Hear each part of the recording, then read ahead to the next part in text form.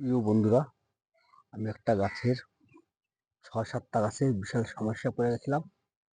তখন গাছগুলি গাছগুলির সমস্যা ছিল আমার ৫-৬টা গাছ, লেবু গাছ পাতা ঝরে যাচ্ছে। কেন? তাই মাটি দিয়েছিলাম। মাটি দেওয়ার পরে যতটা জল লাগে ততটা জল দিতে পারিনি। তার জন্য পাতা ঝরে যাচ্ছে, শিকড়ে জল যাচ্ছে না। সেই ভিডিওটা তোমাদের তুলে ধরলাম। তোমরা যেন এই ভুলটা না করো। দেখো সব পাতা ঝরে যাচ্ছিল। কত টাকার ওষুধ আনলাম।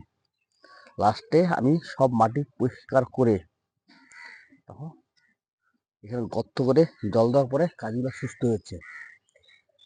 সব পাতা লাল হয়ে গেছিল, মাথা খারাপ হচ্ছে। কি কি করা যায় আমি তো বুঝতে পারছি না। ঠিক আছে, এখানে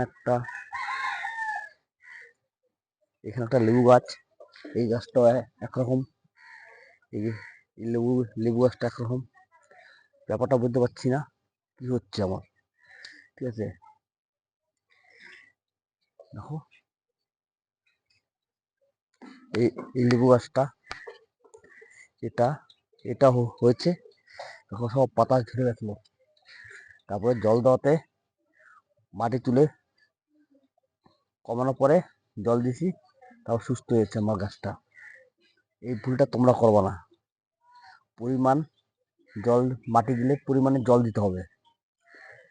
ঠিক আছে, সেটাই তোমাদের বার্তা দিলাম। এই বড় একটা সমস্যা, বিশাল বড় একটা প্রবলেমে পড়ে গেছিলাম গাছগুলোর জন্য। ৫-৬টা গাছ এই প্রবলেম হয়েছিল।